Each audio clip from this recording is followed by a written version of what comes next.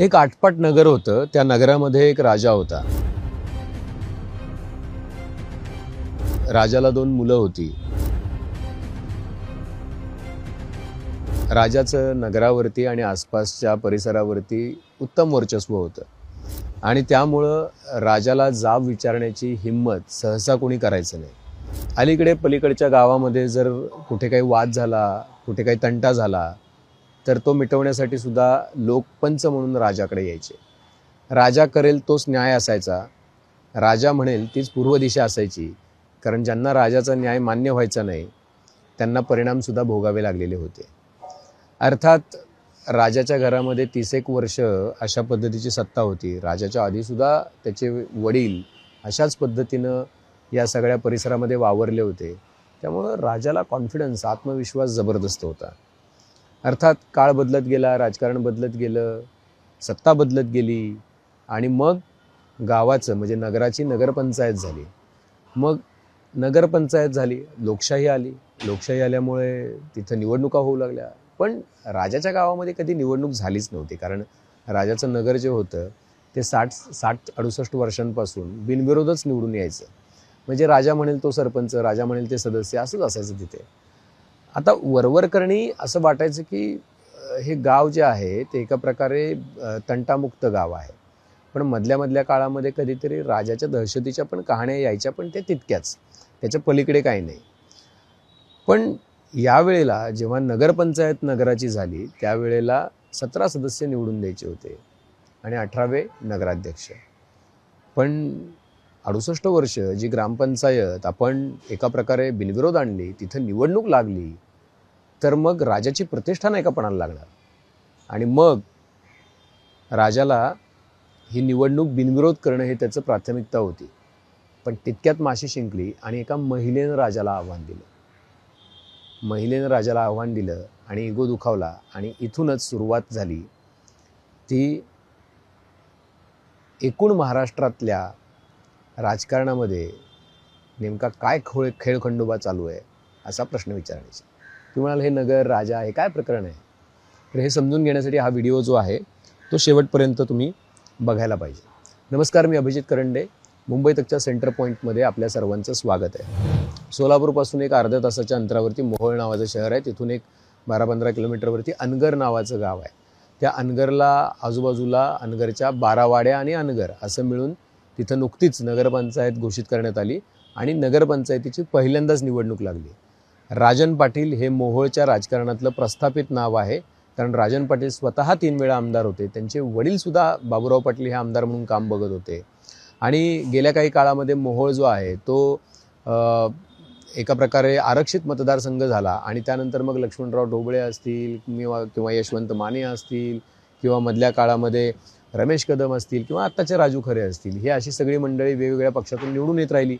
पण लक्ष्मण ढोबळे असतील किंवा यशवंत माने असतील, या सगळ्यांना निवडून आणण्यामध्ये राजन पाटील यांचा जो शब्द होता तो अंतिम होता. त्यांचं वर्चस्व जे होतं ते तिथं कामी आलेलं होतं. आणि त्यामुळं राजन पाटील यांच्या वर्चस्वाच्या कहाण्या आजूबाजूच्या अनेक काय म्हणतात भागामध्ये माहिती होत्या, परिचित होत्या. आता मुद्दा असा आहे की ज्याला अनगरचीच निवडणूक लागली त्यावेळेला 68 वर्षाचे गाव म्हणजे अनगर गाव, जिथं निवडणूकच झाली नव्हती, कायम बिनविरोध निवडणुका व्हायच्या, राजन पाटील जे म्हणतील तोच सरपंच आणि ते सदस्य निवडून यायचे, तिथं एका महिलेनं आव्हान दिल्यामुळं मोठा घोळ निर्माण झाला आणि मग तिथं सगळा राजकारण तिथून सुरू झालं. तर आता मुद्दा असा आहे की ही महिला कोण? राजन पाटलांच्या वर्चस्वाला आव्हान देणारी किंवा अनगरमध्ये राजन पाटलांशी 2 हात करण्याची तयारी करणारी. कारण राजन पाटलांच्या पॅनलकडून कोण उभं होतं तर त्यांची स्वतःची सूनबाई प्राजक्ता पाटील या उभ्या होत्या आणि समोर कोण तर उज्ज्वला थिटे ही महिला कोण तर उज्ज्वला थिटे या मूळच्या अनगरच्याच. एक 23-24 वर्षांपूर्वी त्या लग्न करून अनगरमध्ये आल्या. महादेव पाटील यांच्याशी त्यांचा विवाह झाला. त्या उज्ज्वला थिटे यांचे जे सासरे होते ते गावचे पोलीस पाटील होते, त्यामुळे त्यांना सुद्धा गावामध्ये मानाचं स्थान होतं. 20-23 वर्ष शांतपणे त्यांचं सगळं काम चालू होतं. गावामध्ये त्यांचा संसार सुद्धा उत्तम चालू होता. 2020 मध्ये कोरोना आणि कावीळ अशा दुहेरी व्याधीनं त्यांचे जे पती होते महादेव थिटे यांचा मृत्यू झाला आणि तिथं ॲक्च्युली नशिबाचे वासे फिरले असं म्हणायला हरकत नाही. त्याचं कारण असं आहे की 2021 साली म्हणजे 21 फेब्रुवारी 2023 साली गावामध्ये शिवजयंतीची मिरवणूक निघालेली होती आणि शिवजयंतीच्या मिरवणुकीमध्ये जयवंत नावाच्या मुलाला घेऊन गावातले काही तरुण नाचले, खांद्यावरती घेऊन नाचले. आता त्याला खांद्यावरती घेतल्यामुळं कोणाचा तरी इगो हर्ट झाला, त्याच्यावरून गावामध्ये मारहाण आणि शिबिगाळीची घटना घडली. अल्पवयीन असलेल्या जयवंतवरती, म्हणजे त्यावेळेला अल्पवयीन होता, आता नाही, ॲट्रॉसिटीचा गुन्हा दाखल झाला आणि त्याचं शैक्षणिक करिअर धोक्यात आलं. ही पहिली केस आहे महाराष्ट्रातली की ज्यामध्ये दाखला काढून, म्हणजे त्याला काढून टाकलं. ज्यावेळेला त्याचा दाखला त्याच्या हातात दिला त्यावेळेला त्याच्यावरती, या मुलावरती ॲट्रॉसिटीचा गुन्हा दाखल आहे, त्याला कुठेही प्रवेश देऊ नये असं म्हटलेलं आहे आणि आज तागायत त्या मुलाला कुठेही प्रवेश मिळालेला नाही. तो मुलगा बाल हक्क न्यायालयामध्ये गेला, मानवी हक्क आयोगाकडे गेला. आत्तापर्यंत 3 वर्षामध्ये कुठलाही निकाल याबद्दलचा अंतिम आलेला नाही आहे. त्या मुलाचं शिक्षण बंद आहे आणि त्यामुळं उज्ज्वला थिटे यांचा एका प्रकारे संताप होताच राजन पाटील कुटुंबावरती आणि म्हणून त्यांनी या निवडणुकीमध्ये अनगरमधून नगराध्यक्षपदाची निवडणूक लढवण्याचं जाहीर केलं. त्यांना तिकीट कोणी दिलं तर त्यांना तिकीट दिलं अजित पवार यांच्या राष्ट्रवादी काँग्रेसने. ती सुद्धा एक मोठी कहाणी आहे, मी तुम्हाला ती पुढे सांगेन. अजित पवार यांच्या राष्ट्रवादी काँग्रेसने ज्यावेळेला तिकीट दिलं त्यावेळेला त्या अनगरमध्ये आल्या, पुण्यावरून. अनगर म्हणजे मोहोळमध्ये आल्या. उमेश पाटील त्यांचे रक्षणकर्ते किंवा त्यांचे पाठीराखे. उमेश पाटील हे जिल्हाध्यक्ष आहेत राष्ट्रवादी अजित पवार गटाचे. आणि मग अर्ज भरण्यासाठी जायचं ठरलं. पण ज्या वेळेला उज्ज्वला थिटे अर्ज भरण्यासाठी निघाल्या त्यावेळेला त्यांच्या असं लक्षात आलं की आपल्या गाडीचा पाठलाग होतोय. त्यांच्या दाव्यानुसार, उज्ज्वला थिटे यांचे दावे येते, आपल्या गाडीचा पाठलाग होतोय. गावात जाणारे 6 रस्ते आहेत अनगरमध्ये, पण त्या सगळ्या गावाच्या एंट्री पॉईंट्सवरती काही मुलं चेकिंग करतायत आणि मग घातपाताची शक्यता त्यांना लक्षात आली आणि मग त्या परत गेल्या. मग त्या पोलीस स्टेशनमध्ये गेल्या. पोलिसांनी सहकार्य करायला नकार दिला. मग नंतर त्यांनी वरिष्ठ अधिकाऱ्यांशी संपर्क साधला आणि त्यांनी अर्ज कधी भरला माहिती आहे? तुम्ही ऐकून थक्क व्हाल की त्या उज्ज्वला थिटे यांना अर्ज भरण्यासाठी पोलीस संरक्षणामध्ये पहाटे 5 वाजता जावं लागलं. पहाटे 5 वाजता त्या पोलीस संरक्षणामध्ये पोहोचल्या. कुठे? अनगर नगरपंचायतीच्या कार्यालयामध्ये अर्ज भरण्यासाठी. महाराष्ट्रामध्ये जर महाराष्ट्राचा बिहार झालेला नाहीये, जर महाराष्ट्राचा काय म्हणूया आपण जंगलराज झालेलं नाही असं जर आपल्याला म्हणायचं असेल तर मग हे काय आहे? एका महिलेला अर्ज भरण्यासाठी पोलीस संरक्षणामध्ये 5 वाजता यावं लागतं पहाटेच्या अर्ज भरायला. बरं, नुसतंच ते आले नाहीत तर त्यांना त्यासाठी आधी निवडणूक आयोगाला मेल करावे लागले. त्यांनी पोलिसांना शेकडो विनंत्या केल्या, अधिकाऱ्यांना त्यांनी त्यांचे पाय धरले आणि मग त्यानंतर त्यांना संरक्षण देण्यात आलं. QRT टीम त्यांच्यासोबत देण्यात आली. 112ला तिथं त्यांनी जाऊन कॉल केला. त्यानंतर मग QRTची टीम आली, पोलीस आले आणि मग त्यांनी त्यांचा अर्ज भरला. आता मुद्दा असा आहे की या सगळ्यामुळं झालं काय? तर या सगळ्यामुळे झालं असं की महाराष्ट्राची एका प्रकारे मोठी बदनामी झाली. कारण शेवटच्या दिवशी म्हणजे जवळपास 50 पोलिसांचा बंदोबस्त उज्ज्वला थिटे यांना दिलेला होता. म्हणजे तुम्ही कल्पना करू शकता, त्यांना जर विरोध होत नसेल, जर लोकशाही असेल तर एखाद्या उमेदवाराला अर्ज भरण्यासाठी 50 पोलिसांचा फौजफाटा देण्याची गरज भासते. मग 4 दिवस आधीचे उज्ज्वला थिटे ज्या वेळेला स्वतः गावात जाऊन अर्ज भरू इच्छित होते त्यांना का नाही भरता आला? त्यांचा पाठलाग कुठल्या गाड्या करत होत्या? कुठल्या लोकांनी दमदाटी केली? अनगरच्या प्रत्येक 6 रस्त्यांवरती अनगरला जाणाऱ्या कोण लोक होती ज्यांनी ट्रॅक्टर आडवे लावलेले होते? कोण लोक होती ज्यांनी लाठ्याकाठ्या हातात घेतलेल्या होत्या?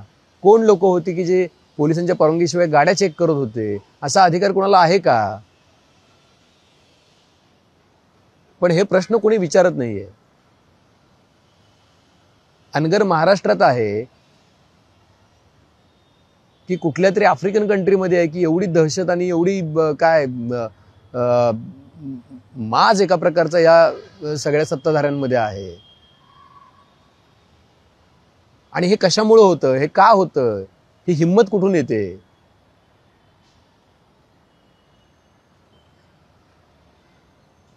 तर हा सगळा मुद्दा आहे. आणि मग काल काय झालं? काल अचानकपणे, म्हणजे इथं गोष्ट संपत नाहीये, गोष्ट इथून चालू होतीये. काल 17 सदस्य राजन पाटील यांच्या पॅनलने जे भाजपकडून उभे आहेत, भाजपच्या तिकिटावरती, कमळ या तिकिटावरती 17 जण बिनविरोध निवडून आले. कुणीही अर्ज भरला नाही. मुद्दाच हा होता की 68 वर्षामध्ये ज्या गावामध्ये निवडणूक झाली नाही तिथं नगरपंचायतीची पहिलीच निवडणूक झाली, तर कोणाचा तरी इगो हर्ट झाला असता का? आणि म्हणून हे केलं का? तरी सुद्धा उज्ज्वला थिटे यांचा अर्ज राहिला. आता उज्ज्वला थिटे आणि प्राजक्ता पाटील यांच्यामध्ये थेट लढत होणार अशी शक्यता वर्तवली जाऊ लागली. उज्ज्वला थिटे यांना किती मतं पडणार हा प्रश्न नव्हताच, पण उज्ज्वला थिटे यांनी आव्हान दिलेलं होतं. पण संध्याकाळ होता होता एक बातमी आली. काय बातमी आली? बातमी अशी आली की उज्ज्वला थिटे यांचा अर्ज रद्द करण्यात आलेला आहे. उमेदवारी अर्ज, नगराध्यक्ष पदासाठीचा उमेदवारी अर्ज रद्द करण्यात आला. का रद्द करण्यात आला? तर त्यांच्या अर्जावरती सूचकाची सही नव्हती. आम्ही ज्यावेळेला उज्ज्वला थिटे यांच्याशी बोललो किंवा उमेश पाटील यांच्याशी बोललो त्यावेळेला त्यांनी असं सांगितलं की आम्ही वरिष्ठ अधिकाऱ्यांकडून, वकिलांकडून हे अर्ज तपासून घेतलेले होते आणि अधिकाऱ्यांची ही जबाबदारी असते की त्यांनी सुद्धा अर्ज स्वीकारताना अर्ज तपासून घ्यायला पाहिजेत. मग तरी सुद्धा उज्ज्वला थिटे यांचा अर्ज जो आहे तो रद्द कसा काय झाला? तो तांत्रिक कारणावरती रद्द केला की दबावामुळे रद्द केला की दहशतीमुळे रद्द केला? नेमका कशामुळे रद्द केला? एक छोटी इलेक्शन आहे, पण महाराष्ट्राचं, इथल्या राज्यकर्त्यांचं आणि इथं सत्ता राबवणाऱ्यांचं इथल्या कॅरेक्टर त्याच्यातून तुम्हाला कळणार आहे की ही काय मानसिकता आहे, ही कोण लोक आहेत की जे तुमचं आयुष्य बदलू असं म्हणून सत्तेमध्ये आले होते आणि आज तुमचं आयुष्य काय होऊन बसलेलं आहे.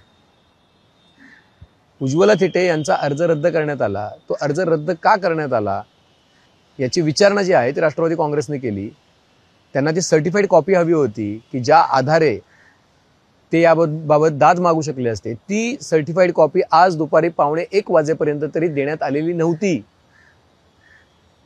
निवडणूक निर्णय अधिकाऱ्यांकडून. ती का देण्यात आली नव्हती कल्पना नाहीये. पण जी काही कारणं असतील त्याचा आता न्यायालयामध्ये निवाडा होईल वगैरे वगैरे. पण झालं काय? तर झालं हे की उज्ज्वला थिटे या एका महिलेनं जे आव्हान दिलं होतं ते आव्हान रुचलं नाही, ते पटलं नाही, ते पचलं नाही आणि म्हणून तिथं निवडणूकही होऊ दिली नाही. आता मुद्दा असा आहे की कायम यामध्ये 2-3 गोष्टी काय शंका घ्यायला वाव आहे की त्यांचा अर्ज टेक्निकल कारणावरती रद्द झाला असू शकतो. पण त्या आधी जे घडलंय ते त्या घटनांचा क्रम याला सपोर्ट करतोय का? तर तो करत नाहीये. बरं, हे राजन पाटील जे आहे त्यांची पार्श्वभूमी काय आहे? राजन पाटील हे स्वतः 3 टर्म आमदार होते. ते स्वतः राष्ट्रवादी काँग्रेस शरदचंद्र पवार यांच्या पक्षामध्ये होते. त्यानंतर ते अजित पवारांसोबत गेले. 3-4 महिन्यांपूर्वीच त्यांना राज्य सहकारी परिषदेचं अध्यक्षपद देण्यात आलं आणि त्यामुळे त्यांना राज्यमंत्रीपदाचा दर्जा मिळाला. हेच राजन पाटील अवघ्या काही दिवसांपूर्वी थेट भाजपमध्ये दाखल झाले. कोणासोबत? त्यांची 2 मुलं अजिंक्य राणा पाटील आणि विक्रांत पाटील यांच्यासोबत. म्हणजे निवडणुकीच्या आधी काही दिवस. आणि त्यांनी काय सांगितलं की राष्ट्रवादीमध्ये शिस्त नाहीये. मग भाजपमध्ये त्यांना जर शिस्तीत राहायचं होतं तर ही शिस्त, ही राजन पाटलांनी घालून दिलेली शिस्त निवडणुकीमधली, ही भाजपची शिस्त आहे का? की त्यांना स्वतःची शिस्त राबवायची होती म्हणून ते भाजपकडे आले. बरं, निवडणूक बिनविरोध झाल्या विक्रांत पाटील यांनी शेड्यू ठोकून अजित पवारांचा एकेरी उल्लेख करून आमचा नाद करायचा नाही वगैरे अशी भाषा वापरली. राजकारणामध्ये हे चालतं, पण एकेरी उल्लेख उपमुख्यमंत्र्यांचा कालपर्यंत तुम्ही त्यांचे पाय पडत होता त्यांचा, मग काल ते ज्यांना मानत होते आज जर त्यांना ते अशा पद्धतीनं त्यांच्याबद्दल जर बोलू शकता तर उद्या भाजपच्या नेतृत्वाबद्दल तसं बोलणार नाही त्याची काय गॅरंटी आहे?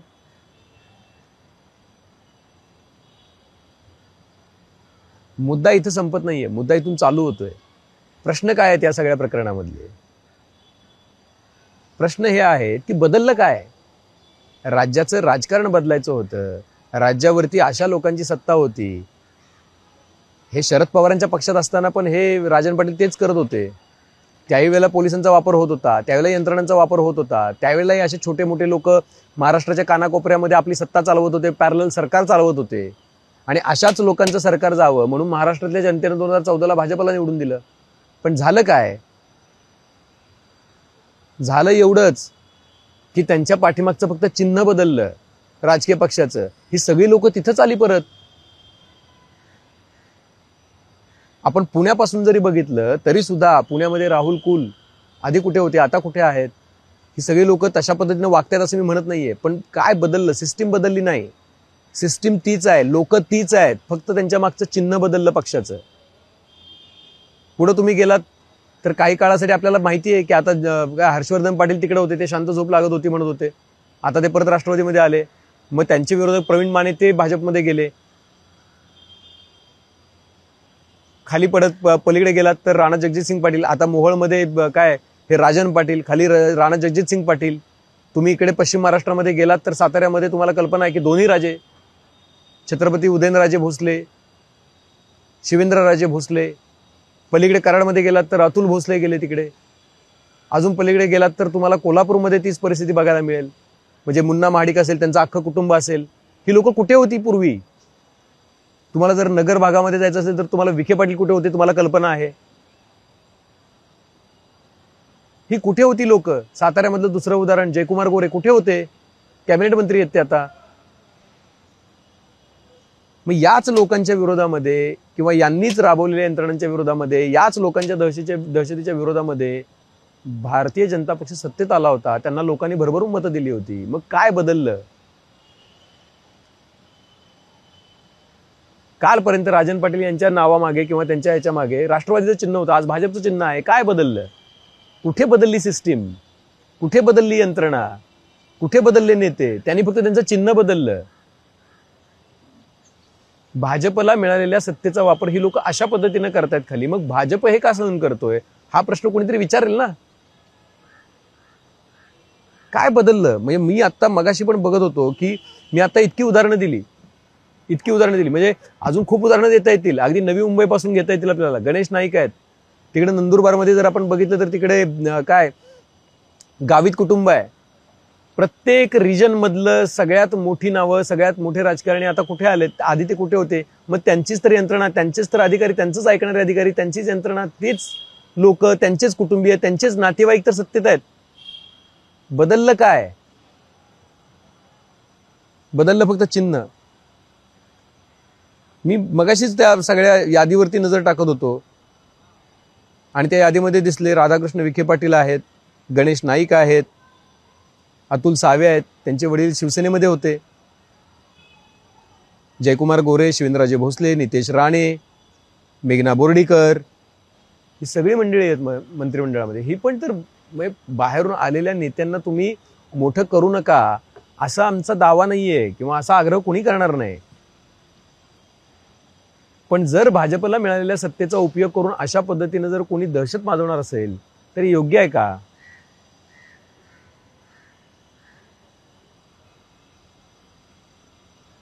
मुद्दा असा आहे की तुम्हाला काय बदललं हे अधोरेखित करून दाखवावं लागेल, सांगावं लागेल.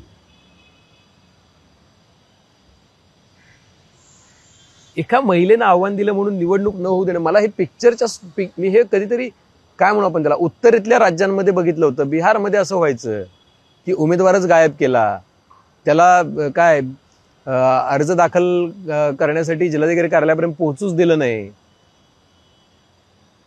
ह्या फिल्मी प्लॉटसाठी हे ठीक आहे, पण हे प्रत्यक्षात घडतंय. या महिलेनं अर्ज दाखल करण्याचा प्रयत्न केला. ती पहाटे 5 वाजता 50 पोलिसांच्याकडे गेली. तिला क्यूआरटी देण्यात आली तिच्यासोबत. तिने 112ला फोन केला. त्या महिलेला आत्ताही गावात राहता येत नाही. त्या गावामध्ये प्रचंड दहशत आहे असं ती महिला म्हणते. तिची 28 एकर जमीन पडून आहे. तिच्या अल्पवयीन मुलावरती गुन्हा दाखल आहे, तोही अॅट्रॉसिटीचा. म्हणजे आता तो अल्पवयीन राहिलेला नाहीये, मी मगाशी पण केलं. त्याचा निकाल बालहक्क न्यायालय अजून देत नाहीये. मानवी हक्क आयोग त्याबद्दल अजून काही करत नाहीये. पोलीस यंत्रणा जी आहे ती निष्पक्षपणे वागू शकते का? अहो, हा निवडणूक अर्ज भरताना उज्ज्वला थिटे यांना स्वतःच्या घरामध्ये शौचालय आहे यासाठीचा दाखला पाहिजे होता की जो द्यावाच लागतो. तर त्यांना असं सांगण्यात आलं की तुमचं शौचालय वापरत नाही म्हणून आम्ही तुम्हाला दाखला देऊ शकत नाही. त्या मायमाऊलीने इलेक्शन कमिशनला तोच मेल फॉरवर्ड केला आणि अखेर जिल्हाधिकाऱ्यांनी इंटरव्हेन्शन करून त्यांना तो दाखला द्यायला लावला. ही यंत्रणा आहे. मग काय बदललं साहेब? काय नाही बदललं. साहेब काय नाही बदललं. म्हणून जी सुरुवातीला मी गोष्ट सांगितली ना, एक नगर आणि राजाची, आता ती मॉडिफाय करण्याची वेळ आली. एक नगर आहे, त्यात एक राजा आहे, त्याला 2 मुलं आहेत. राजाचं वर्चस्व आधीही होतं, आजही आहे. आधी राजाच्या पाठीमागे वेगळ्या लोकांचे आणि पक्षाचे आशीर्वाद होते. आज ते लोक आणि त्या पक्षाचं चिन्ह बदललंय, एवढंच बदललं. आधीही अनगरमध्ये, नगरामध्ये निवडणूक होत नव्हती. याही वेळेला निवडणूक झाली नाही. आधीही नगरामध्ये राजा म्हणेल तोच न्याय असायचा आणि आजही तशीच परिस्थिती आहे.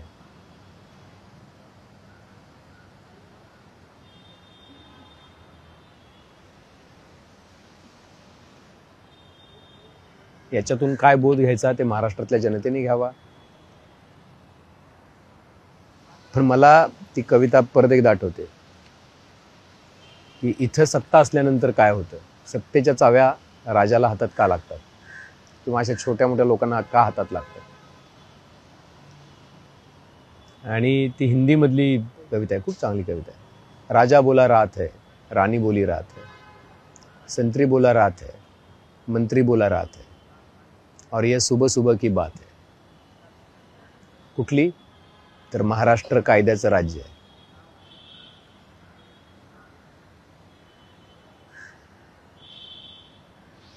तुम्ही ठरवा.